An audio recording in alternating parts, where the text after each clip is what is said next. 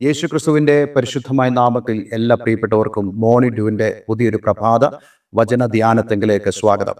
കഴിഞ്ഞ ദിവസങ്ങളിൽ വളരെ അനുഗ്രഹിക്കപ്പെട്ട ആത്മീക വചന ചിന്തയിലൂടെ കടന്നു പോകാൻ തക്കോണം ദൈവം നമ്മെ സഹായിച്ചല്ലോ. നമുക്ക് ഏവർക്കും അറിയാവുന്ന പോലെ നമ്മൾ റോമാലേഖനം 8-ാം അധ്യായം അതിൻ്റെ 18 മുതലുള്ള വാക്യങ്ങളെയാണ് ഈ ദിവസങ്ങളിൽ കൂടുതൽ ഫോക്കസ് ചെയ്ത് ചിന്തിക്കുന്നത്. അതിൽ നമ്മൾ വായിച്ചു, നമ്മിൽ വെളിപ്പെടുവാനുള്ള തേജസ് വിചാരിച്ചാൽ ഈ കാലത്തിലെ കഷ്ടങ്ങൾ സാരമില്ല എന്ന് ഞാൻ എണ്ണുന്നു. ഈ കാലത്തിലെ കഷ്ടങ്ങൾ, അതായത് ഈ ഭൂമിയിൽ നമുക്ക് കഷ്ടത ഉണ്ട് എന്നുള്ളതായ ആ പൂർണ്ണമായ തിരിച്ചറിവിൽ നിന്നുകൊണ്ട് അപ്പോസ്തലൻ പൗലോസ് ആ തിരിച്ചറിവിലേക്ക് നമ്മൾ കടന്നു വരണം എന്നുള്ള കാര്യം പ്രബോധിപ്പിച്ചുകൊണ്ട് പറയുന്നതായ കാര്യമാണിത്. നോക്കൂ, ദൈവവചനത്തിൽ നമ്മൾ കാണുന്നുണ്ട്, ക്രിസ്തുവേശുവിൽ ഭക്തിയോടെ ജീവിക്കാൻ ആഗ്രഹിക്കുന്ന ഏതൊരു വ്യക്തിക്കും ഉപദ്രവങ്ങൾ ഉണ്ടാകും. ചില ആളുകളൊക്കെ പഠിപ്പിക്കാറുണ്ട്, ക്രിസ്തുവിൽ വന്നു കഴിഞ്ഞാൽ ഉപദ്രവങ്ങളില്ല, കഷ്ടതയില്ല, പട്ടിണിയില്ല, ദാരിദ്ര്യമില്ല, നമുക്ക് എപ്പോഴും സുഖമായിരിക്കും എന്നുള്ളത്. പക്ഷേ വിശുദ്ധ വേദപുസ്തക പ്രകാരം അതങ്ങനെയല്ല. വിശുദ്ധ വേദപുസ്തക പ്രകാരം ഭക്തിയോടുകൂടെ ജീവിക്കാൻ ആഗ്രഹിക്കുന്ന ഏതൊരു വ്യക്തിക്കും ഉപദ്രവങ്ങളുണ്ടാകും. നമ്മളിത് തിരിച്ചറിയണം. അതായത് ഒരു ക്രിസ്തു ജീവിതത്തിൻ്റെ ആ യഥാർത്ഥ ക്വാളിറ്റി നമ്മളിൽ ഉണ്ടോ ഇല്ലയോ എന്ന് അറിയുന്നത് നമ്മൾ അനുഭവിക്കുന്നതായ കഷ്ടതകളുടെ അടിസ്ഥാനത്തിലാണ്. ഞാൻ ഈ ഒരു കാര്യം പറയുന്നില്ല, നിങ്ങൾ തെറ്റിദ്ധരിക്കരുത്. പക്ഷേ ദൈവത്തിൻ്റെ വചനം അങ്ങനെ തന്നെയാണ് നമ്മളോട് പറയുന്നത്. പക്ഷേ ഇവിടെ നമുക്കുള്ളതായ അനുഗ്രഹങ്ങൾ എന്താണ് ഇവയിൽ നിന്നും നമുക്ക് പ്രാപിക്കുവാൻ കഴിയുന്നത്, അല്ലെങ്കിൽ നമുക്ക് പ്രോഫിറ്റബിൾ ആയിട്ടുള്ളത് എന്താണ് എന്നുള്ളതാണ് ഇവിടെ അപ്പോസ്തലൻ പൗലോസ് നമ്മളോട് പറയുന്നത്. എപ്പോഴും നമ്മൾ അങ്ങനെയല്ലേ, നമ്മൾ പ്രോഫിറ്റബിൾ ആയിട്ടുള്ള, അതായത് ലാഭകരമായിട്ടുള്ള കാര്യങ്ങൾ, അല്ലെങ്കിൽ നമുക്ക് പ്രയോജനപ്രദമായ കാര്യങ്ങളായിരിക്കും നമ്മൾ ചിന്തിക്കുന്നത്. ഒരു ആത്മീയമായ ശുശ്രൂഷയിൽ നമ്മൾ പങ്കെടുക്കുമ്പോൾ പോലും അവിടെ നിന്ന് നമുക്ക് ലഭിക്കുന്നതായി പ്രയോജനം എന്താണെന്നല്ലേ നമ്മൾ പലപ്പോഴും അന്വേഷിക്കുന്നത്. അതിനെ ചൂഷണം ചെയ്തുകൊണ്ട് ചില ആളുകൾ പറയാറുണ്ട്, നിങ്ങൾ ഈ പ്രാർത്ഥനയ്ക്ക് വന്നാൽ നിങ്ങൾക്ക് വിടുതല, അതേപോലെ തന്നെ നിങ്ങൾ ദൈവസന്നിധിയിലേക്ക് വന്നാൽ ദൈവം നിങ്ങളുടെ സ്ഥിതിയെ മാറ്റും എന്നൊക്കെ പറയുമ്പോൾ ആളുകൾ ചിന്തിക്കുന്നത് ഫിനാൻഷ്യലി ഉള്ള ചേഞ്ചസ് ആണ്, സാമ്പത്തികമായിട്ടുള്ള മാറ്റങ്ങളാണ്. ഇതൊക്കെ മനുഷ്യർ ചിന്തിക്കാറുണ്ട്. കാരണം എപ്പോഴും മനുഷ്യർ പ്രോഫിറ്റുകൾ നോക്കുന്നു, ലാഭങ്ങൾ നോക്കുന്നു. പക്ഷെ ഇവിടുത്തെ ലാഭം എന്താണെന്നുള്ളതാണ് നമ്മൾ ചിന്തിക്കുന്നത്. അത് കൂടുതലും സ്പിരിച്വലി മോട്ടിവേറ്റഡ് ആണ്. അത് ആത്മീകമായി നമുക്ക് ലഭിക്കുന്നതായ ലാഭങ്ങളാണ് എന്നുള്ളത് നമ്മളിവിടെ മനസ്സിലാക്കേണ്ടതാണ്. നോക്കൂ, 18-ാമത്തെ വാക്യം നമ്മൾ വായിച്ചല്ലോ, നമ്മിൽ വെളിപ്പെടുവാനുള്ള തേജസ് വിചാരിച്ചാൽ ഈ കാലത്തിലെ കഷ്ടങ്ങൾ സാരമില്ല എന്നുണ്ടെന്നു. കടന്നു പോകുന്നതായ സകല ദുരിതങ്ങൾ, സകല കഷ്ടതകൾ, സകല പ്രയാസങ്ങളെ ലഘൂകരിച്ച് കാണുവാൻ, അവയെ വളരെ ലളിതമായിട്ടും നിസ്സാരമായിട്ടും കാണുവാൻ നമുക്ക് എങ്ങനെ സാധിക്കും? പലപ്പോഴും നമുക്ക് സാധിക്കാത്ത ഒരു കാര്യമാണ് നമ്മുടെ പ്രശ്നങ്ങളെ നിസ്സാരമായി കാണുവാൻ.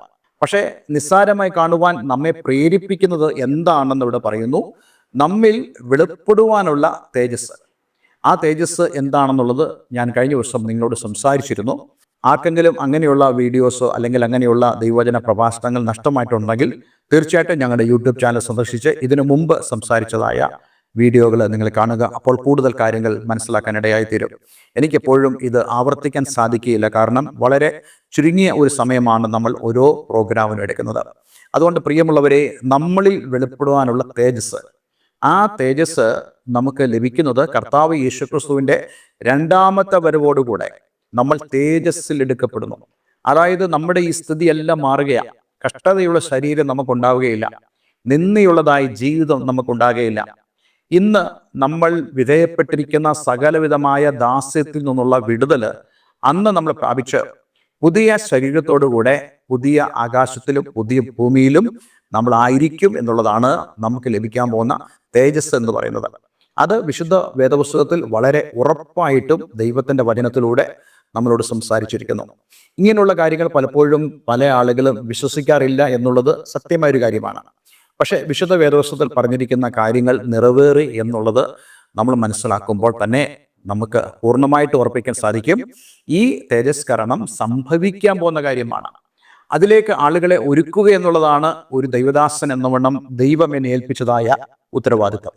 തുടർന്ന് 2-ാമത്തെ വാക്യത്തിൽ നമ്മളിങ്ങനെ വായിക്കുന്നു, സൃഷ്ടി ദൈവപുത്രന്മാരുടെ വെളിപ്പാടിനെ ആകാംക്ഷയോടെ കാത്തിരിക്കുന്നു. ഈ ഒരു വേദഭാഗം നമ്മൾ കഴിഞ്ഞ ദിവസം ചിന്തിക്കുകയുണ്ടായി, സൃഷ്ടി ദൈവപുത്രന്മാരുടെ വെളിപ്പാടിനെ. അപ്പോൾ നമ്മളൊരു കാര്യം മനസ്സിലാക്കണം, നമ്മൾ ഓരോരുത്തരും തേജസ്സിന് വേണ്ടി കാത്തിരിക്കുന്നത് പോലെ തന്നെ ഈ ഭൂമിയിൽ ദൈവം സൃഷ്ടിച്ചതായ സകല സൃഷ്ടികളും ആഗ്രഹിക്കുന്ന ചില കാര്യങ്ങളുണ്ട്. ആ കാര്യത്തെക്കുറിച്ചാണ് ഇവിടെ പറയുന്നത്.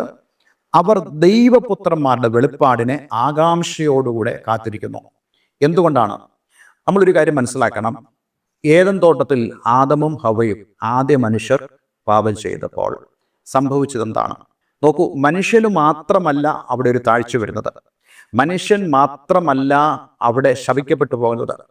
മനുഷ്യനോടുകൂടെ അവൻ അനുഭവിക്കേണ്ടിയിരുന്ന സൃഷ്ടികളും ശാപഗ്രസ്തമായി തീർന്നു. അവ ദൈവം സൃഷ്ടിച്ചതുപോലല്ല പിന്നീട് കാണപ്പെടുന്നത്. അവയുടെ ഫലങ്ങൾ കുറഞ്ഞു വന്നു.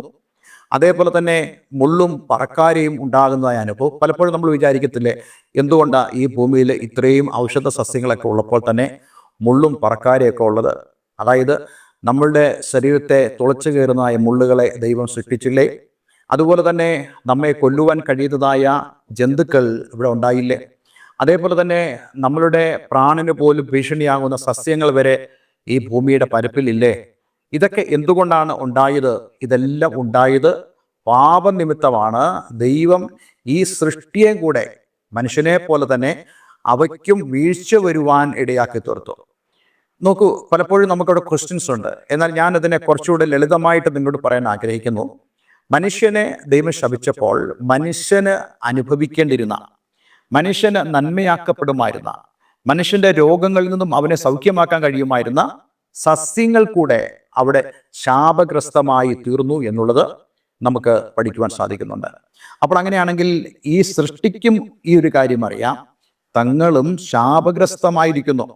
അടുത്ത വാക്യത്തിലേക്കാണ് നമ്മൾ ഇന്ന് കടക്കുന്നത്. 20-ാമത്തെ വാക്യം, സൃഷ്ടി ദ്രവത്വത്തിന്റെ ദാസ്യത്വം എന്നുള്ള വിടുതലും ദൈവമക്കളുടെ തേജസ്സാകുന്ന സ്വാതന്ത്ര്യം പ്രാപിക്കും എന്നുള്ള ആശയോടെ മായയ്ക്ക് കീഴ്പ്പെട്ടിരിക്കുന്നു. ഇതിന്റെ അർത്ഥം എന്താ? അല്പം നമുക്ക് മനസ്സിലാക്കാൻ ബുദ്ധിമുട്ടുള്ള ചില പദപ്രയോഗങ്ങളാണ് ഇവിടെ കൊടുത്തിരിക്കുന്നത്. അത് ഞാൻ കൂടുതൽ സിമ്പിളായിട്ട് നിങ്ങളോട് സംസാരിക്കാൻ ആഗ്രഹിക്കുന്നു. സൃഷ്ടി ദ്രവത്വത്തിന്റെ ദാസ്യത്വം എന്നുള്ള വിടുതലും, അതായത് സൃഷ്ടി ആഗ്രഹിക്കുന്നതായ ഒരു കാര്യമാണ് ദ്രവത്വത്തിന്റെ ദാസ്യത്വം എന്നുള്ള വിടുതൽ. ഇവിടെ ദ്രവത്വം എന്ന് പറയുന്നത് കറപ്ഷനാണ്. അതായത് അവയ്ക്കുണ്ടാകുന്നതായ മൂല്യശോഷണം, അവയ്ക്കുണ്ടാകുന്നതായ അപജയം. ആ അപജയം എന്ന് പറയുന്നത് അതൊരു ദാസ്യത്വമാണ്, അതൊരു ബോണ്ടേജ് ആണ്. അത് ആഗ്രഹിച്ചതല്ല, മറിച്ച് അതിന് ഒരു ബോണ്ടേജായി ലഭിച്ചതായ ഒരു കാര്യമാണ് ഈ ഒരു അപജയം എന്ന് പറയുന്നത്. ദ്രവത്വം അല്ലെങ്കിൽ കറപ്ഷൻ എന്ന് പറയുന്നത് അതിൽ തന്നെ നമുക്ക് മനസ്സിലാക്കാൻ കഴിയുന്നുണ്ട്. ഞാൻ നേരത്തെ പറഞ്ഞതുപോലെ നല്ലതുകൊണ്ട് ചീത്തയുമുണ്ട്. ചീത്ത നല്ലതിനെ കൂടെ നശിപ്പിക്കുവാൻ കഴിയുന്നതായ നിലയിൽ ഈ ഭൂമുഖത്തുണ്ടെന്നുള്ളത് നമ്മൾ മനസ്സിലാക്കണം. അതുപോലെ തന്നെയാണ് മനുഷ്യൻ. നോക്കൂ, ഉൽപ്പത്തി പുസ്തകം 1-ാം അധ്യായം 31-ാമത്തെ വാക്യം നമ്മൾ വായിക്കുമ്പോൾ, താൻ ഉണ്ടാക്കിയതിനൊക്കെയും ദൈവം നോക്കി അത് എത്രയും നല്ലതെന്ന് കണ്ടു.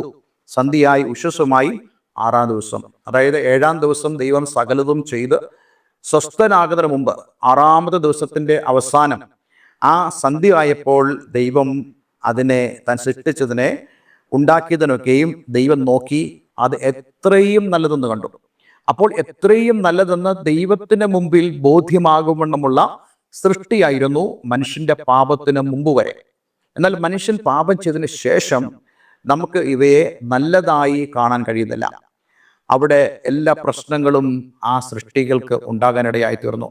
അവിടെയാണ് നമ്മളിവിടെ വായിച്ചതുപോലെ ദ്രവത്വത്തിന്റെ ദാസ്യത്വം സൃഷ്ടിയിൽ സംഭവിച്ചത്. സൃഷ്ടി കറപ്ഷന്റെ ബോണ്ടേജിലേക്ക് കടന്നു വന്നു എന്നുള്ളതാണ്. പക്ഷേ ഈ ബോണ്ടേജിൽ നിന്നുള്ള വിടുതൽ, ഈ ദാസ്യത്തിൽ നിന്നുള്ള വിടുതൽ, ഈ അടിമത്തത്തിനുള്ള വിടുതൽ സൃഷ്ടി ആഗ്രഹിക്കുന്നുണ്ട്. അതേപോലെ തന്നെ സൃഷ്ടി, നമ്മൾ ഇന്നലെ കണ്ടതുപോലെ, ദൈവപുത്രന്മാരുടെ വെളിപ്പാടിനെ അവർ ആകാംക്ഷയോടുകൂടെ കാത്തിരിക്കുന്നു. അതിൻ്റെ കാര്യം തന്നെയാണ് നമുക്ക് 20-ാം വാക്യത്തിൽ കാണാൻ കഴിയുന്നത്, അല്ലെങ്കിൽ വായിക്കാൻ കഴിയുന്നത്.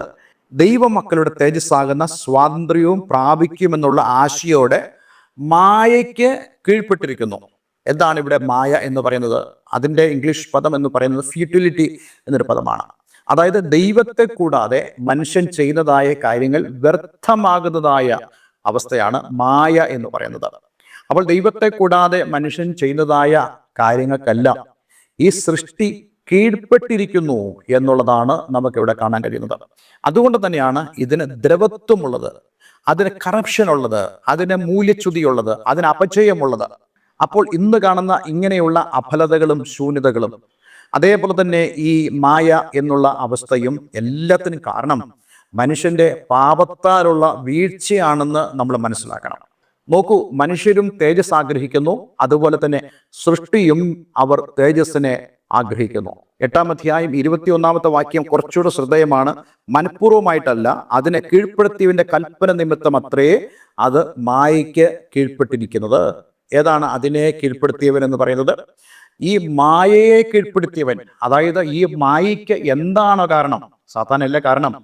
ആ സാത്താനെ കീഴ്പ്പെടുത്തിയവന്റെ കൽപ്പന നിമിത്തമാണ് ഈ സൃഷ്ടി ദ്രവത്വത്തിനും അല്ലെങ്കിൽ ദ്രവത്വത്തിന്റെ ദാസ്യത്തിന് അല്ലെങ്കിൽ മായയ്ക്ക് കീഴ്പ്പെട്ടിരിക്കുന്നത്. അതുകൊണ്ട് ഇത് ദൈവത്തിന്റെ ഒരു പദ്ധതിയാണ്.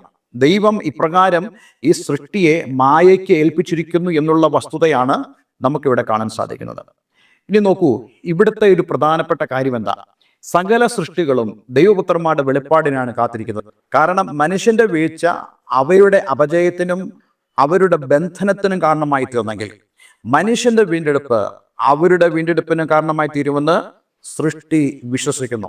അതുകൊണ്ട് തന്നെ നമ്മൾ കർത്താവ് യേശുക്രിസ്തു മൂലം നൽകിയതായ വാഗ്ദത്തം, പുതിയ ആകാശത്തെക്കുറിച്ചും പുതിയ ഭൂമിയെക്കുറിച്ചുള്ള വാഗ്ദത്തം, അത് എത്രത്തോളം ശരിയാണ് എന്നുള്ളത് നമുക്ക് ഉറപ്പിക്കാൻ സാധിക്കും. നോക്കൂ, ഇന്നുള്ള ഈ ഭൂമിക്ക് ഒരു അവസ്ഥാമാറ്റം സംഭവിക്കും. ഇന്നുള്ള ഈ ആകാശത്തിന് ഒരു അവസ്ഥാമാറ്റം സംഭവിക്കും. ദൈവം ആഗ്രഹിച്ചതുപോലെ തന്നെ പുതിയ ആകാശവും പുതിയ ഭൂമിയും ദൈവം സൃഷ്ടിച്ച് പാപത്തിന്റെ ഒരു കണിക പോലുമില്ലാത്ത, പാപത്തിന്റെ ഒരു സ്വാധീനം പോലുമില്ലാത്ത, ഒരു ബന്ധനമില്ലാത്തതായ പുതുവാന ഭൂമികളെ ദൈവം സൃഷ്ടിക്കുമ്പോൾ ഇന്ന് ഈ ഭൂമിയിൽ കാണുന്ന സകല സൃഷ്ടികൾക്കും മാറ്റമുണ്ടാകും. അതുകൊണ്ടാണ് നമ്മൾ കഴിഞ്ഞ ദിവസം വായിച്ചത്, അത് യെശയ്യാ പ്രവാചക പുസ്തകത്തിൽ 11-ാം അധ്യായം അതിന്റെ 6 മുതൽ 9 വരെയുള്ള വാക്യങ്ങൾ. ചെന്നായി കുഞ്ഞാടിനോടുകൂടെ പാർക്കും, പുള്ളിപ്പുലി കോലാട്ടുകുട്ടിയോടുകൂടെ കിടക്കും, പശുക്കിടാവും ബാലസുവും തടിച്ച മൃഗവും ഒരുമിച്ച് പാർക്കും, ഒരു ചെറിയ കുട്ടി അവയെ നടത്തും. ഇങ്ങനെ ധാരാളമായിട്ടുള്ള വിവരങ്ങൾ യെശയ്യാ പ്രവാചകൻ മുഖാന്തരം അതേ തേജസ് പ്രാപിക്കുമ്പോൾ നമുക്ക് ലഭിക്കാൻ പോകുന്ന അനുഗ്രഹം നമുക്ക് മാത്രമല്ല, ഈ സകല സൃഷ്ടികൾക്കും. ഇവിടെ സിംഹത്തെക്കുറിച്ച് പറയുന്നുണ്ട്, കുഞ്ഞാടിനെ കുറിച്ച് പറയുന്നുണ്ട്, ചെന്നായെക്കുറിച്ച് പറയുന്നുണ്ട്, കൊച്ചു കുഞ്ഞുങ്ങളെ കുറിച്ച് പറയുന്നുണ്ട്, അണലിയെക്കുറിച്ച് പറയുന്നുണ്ട്. നോക്കൂ, ഇതെല്ലാം സൂചിപ്പിക്കുന്നത് ഈ ദൈവപുത്രന്മാരുടെ തേജസ്കരണം പ്രാപിക്കുമ്പോൾ സൃഷ്ടികൾക്കുണ്ടാകാവുന്ന ആ വീണ്ടെടുപ്പിനെ കുറിച്ചാണ്. അപ്പോൾ അത് സംഭവിക്കും. അപ്പോൾ ഈ ഒരു കാര്യങ്ങളൊക്കെ നമ്മൾ പഠിക്കുമ്പോൾ മനസ്സിലാക്കേണ്ട കാര്യം, യെശയ്യാ പ്രവചനം 25-ാം അധ്യായം അതിന്റെ 6 മുതൽ 8 വരെ, സൈന്യങ്ങളുടെ യഹോവ ഈ പർവ്വതത്തിൽ സകല ജാതികൾക്കും മിഷ്ടഭോജനങ്ങൾ കൊണ്ടും മട്ടൂറിയ വീഞ്ഞുകൊണ്ടും ഒരു വിരുന്ന് കഴിക്കും. മേധസ് നിറഞ്ഞ മിഷ്ടഭോജനങ്ങൾ കൊണ്ടും മട്ടു നീക്കി തെളിച്ചെടുത്ത വീഞ്ഞുകൊണ്ടും ഉള്ള വിരുന്ന് തന്നെ. സകല വംശങ്ങൾക്കും ഉള്ള മൂടുപടവും സകല ജാതികളുടെ മേൽ കിടക്കുന്ന മറവും അവൻ ഈ പർവ്വതത്തിൽ വെച്ച് നശിപ്പിച്ചു കളയും. അവൻ മരണത്തെ സദാകാലത്തേക്ക് നീക്കിക്കളയും. യഹോവയെ കർത്താവ് സകല മുഖങ്ങളിൽ നിന്ന് കണ്ണുനീർ തുടയ്ക്കുകയും തൻ്റെ ജനത്തിന്റെ നിന്ന സകല ഭൂമിയിൽ നിന്ന് നീക്കിക്കളയുകയും ചെയ്യും. യഹോവയല്ലോ അരുളി ചെയ്തിരിക്കുന്നത്. അപ്പോൾ ഇന്നുള്ള നിന്നയും അതേ മനുഷ്യന്റെ കണ്ണുനീരും അതേ ജനത്തിന്റെ നിന്നയും ദൈവം നീക്കിക്കളയും എന്നുള്ളതായ ആ വലിയൊരു വാഗ്ദത്തം ഇത് കാണിക്കുന്നത് സൃഷ്ടിക്കുണ്ടാകുന്ന വീണ്ടെടുപ്പിനെ കുറിച്ചും അതേ ദൈവപുത്രന്മാരുടെ തേജസ്കരണത്തെക്കുറിച്ചുള്ളതായ ഉറപ്പാണ്. ഞാൻ ഈ വചനഭാഗങ്ങൾ എന്തുകൊണ്ടാണ് ഇത്രത്തോളം ഡീറ്റെയിൽ ആയിട്ട് നിങ്ങളോട് സംസാരിക്കാൻ ചോദിച്ചു കഴിഞ്ഞാൽ, ഈ ലോകത്തിന് അല്ല നമ്മൾ ചിന്തിക്കേണ്ടത്. ലോകത്തിൽ നമുക്ക് ചിന്തകളുണ്ട്, നമുക്കത് ആവശ്യമാണ്. പക്ഷേ അതിനേക്കാൾ ഉപരി വരുവാനുള്ള ലോകത്തെക്കുറിച്ച്, നമുക്ക് ലഭിക്കാൻ വന്ന തേജസ്സിനെ കുറിച്ചുള്ള ചിന്തയോടുകൂടെ നമുക്ക് ജീവിക്കാൻ സാധിക്കണം. അങ്ങനെയുള്ളവർക്കാണ് ദൈവവചന പ്രകാരം ജീവിക്കുവാനും അതേ ദൈവത്തോടുള്ള ബന്ധത്തിലും സ്നേഹത്തിലും നമുക്കായിരിക്കാനും കഴിയുന്നത്. അതുകൊണ്ട് നമുക്ക് നമ്മെ തന്നെ ദൈവങ്ങളിലേക്ക് ഏൽപ്പിച്ചു കൊടുക്കാം. അതെ, നമുക്ക് തേജസ്കരണം ലഭിക്കുമ്പോൾ ഈ സൃഷ്ടിയുടെ വീണ്ടെടുപ്പും സംഭവിച്ചു കഴിയും. അതെ, അതിനുവേണ്ടി നമുക്ക് കാത്തിരിക്കുവാൻ ദൈവം നമ്മെ സഹായിക്കട്ടെ.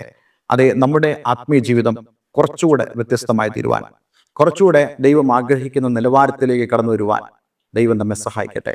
ഈ ഭൂമിയിൽ എത്രത്തോളം പ്രതികൂലങ്ങൾ നമ്മുടെ ജീവിതത്തിൽ ഉണ്ടെങ്കിലും എന്നാൽ നമ്മൾ കർത്താവിൽ സന്തോഷിക്കുന്നു. കാരണം വരുവാനുള്ളത് എത്രയോ വലിയ ഒരു നന്മയാണ്, അനുഗ്രഹമാണ്. അതിനുവേണ്ടി നമുക്ക് ഒരുങ്ങാം. ഒരു വാക്ക് നമുക്ക് പ്രാർത്ഥിക്കാം. സ്വർഗീയപിതാവേ, ഇന്ന് ഞങ്ങളെ കേൾപ്പിച്ച വളരെ മനോഹരമായ സന്ദേശത്തിനായി സ്തോത്രം. ഈ വചനഭാഗം കേൾക്കുന്ന എല്ലാ പ്രിയപ്പെട്ടവരെയും അങ്ങ് അനുഗ്രഹിക്കണമേ. ഈ കേട്ട വചനഭാഗം ഞങ്ങളുടെ ജീവിതത്തിൽ വളരെ അനുഗ്രഹപ്രദമായി തീർന്നു എന്ന് ഞങ്ങൾ വിശ്വസിക്കുന്നു. ഞങ്ങൾക്ക് വെളിപ്പെടാനിരിക്കുന്ന തേജസ് അതിനെക്കുറിച്ച് ഓർക്കുമ്പോൾ ഈ കാലത്തിലെ കഷ്ടങ്ങൾ സാരമില്ലെന്നിടുവാനും കർത്താവെ അപ്രകാരമുള്ള ഒരു മനോഭാവത്തോടുകൂടിയുള്ള ഒരു ജീവിതം നയിപ്പാനും ഞങ്ങളേവരെയും അങ്ങ് സഹായിക്കണമെന്ന് പ്രാർത്ഥിക്കുന്നു.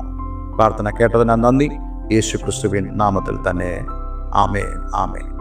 ഇന്നത്തെ വചനം നിങ്ങളുടെ ജീവിതത്തിൽ വളരെ അനുഗ്രഹപ്രദമായി തീർന്നു എന്ന് ഞാൻ വിശ്വസിക്കുന്നു. ദയവായി ഈ സ്ക്രീനിൽ കാണുന്ന ഫോൺ നമ്പറിൽ ഞങ്ങളെ വിളിക്കുക. നിങ്ങൾക്ക് ആത്മീയമായ കൂട്ടായ്മയ്ക്ക് താല്പര്യമുണ്ടെങ്കിൽ അതിനും ഞങ്ങളെ കോൺടാക്ട് ചെയ്യാവുന്നതാണ്. എല്ലാവരും ദൈവം അനുഗ്രഹിക്കട്ടെ. Have A nice day. God bless you all.